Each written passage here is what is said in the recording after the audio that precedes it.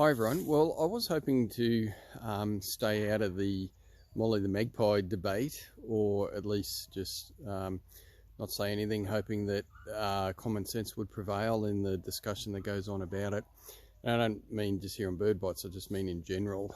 But I thought I should say a few things because there are a whole lot of conflicting outlooks on it, and I think it's fairly clear what the right thing is. So just for a bit of context, this was the Australian magpie, which I believe was found either as a young bird or an injured bird when it was young, and it was taken in by a family to save it and raise it and look after it. And they weren't wildlife carers, and it's bonded with the family and their pet dogs, and has become famous on Instagram and popular thing on social media and so on.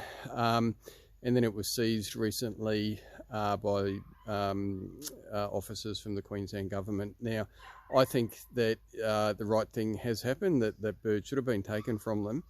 And as well-meaning as their intentions were, what they should have done is, when they got that bird, is taken it to a vet or a wildlife carer right away. So any wild bird, or any wild animal for that matter, that you take in, you don't want to socialise it, you don't want to imprint on it, you don't want to basically raise it as part of a family, because you're taking away its skills that it needs to survive. So you don't want it getting used to large mammals, you don't want it getting used to people. If there's going to be any hope of re-releasing it once it's recovered and healthy, then, you know, it's also got to have all of those skills. Now, I know originally there were some news reports that Molly may need to be euthanized. That would be completely the wrong thing to do. So I think probably Molly needs to stay in a wildlife refuge or a sanctuary or something like that. Now, it's very unfortunate for the family, but there's a very big principle involved here. And, you know, I do think an example needs to be set. And I'm sure well, I guess they had good intentions, but the intentions weren't good enough, or they could have been better. And that is, saving the bird from whatever immediate peril it was in, and then getting it looked after properly and re-released into the wild. Now, there's a bigger argument about keeping Australian animals as pets, and I'm not against that. I've got a pet galah, right?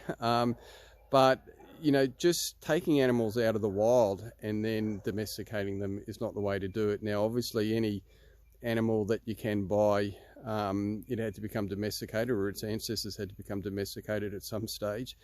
But I think it's important that you get these animals from established breeders or established domestic populations. You don't take them out of the wild. Now, in Queensland, I think it's 65 birds can be kept, 65 different species of birds can be kept with without a permit being required. You can actually look it up. There's a number that can be kept with a permit as well.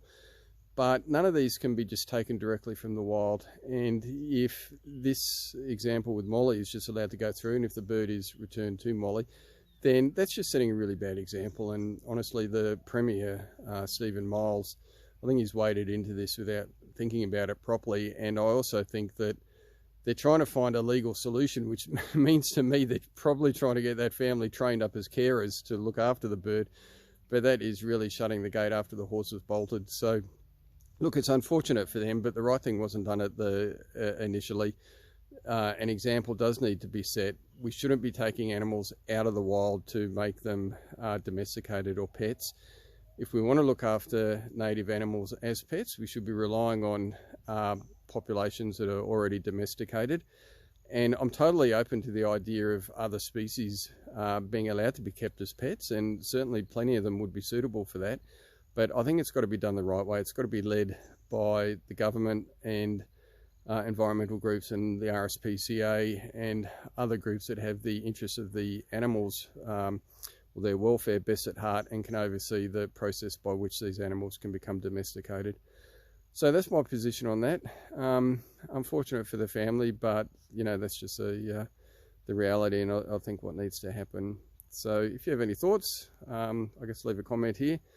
But hopefully this is how it's all going to resolve with Molly, is that the bird won't be returned, and people won't do this kind of thing in the future. So that's my position on it. So just thought I'd share that. Okay, thanks. See you then. Bye.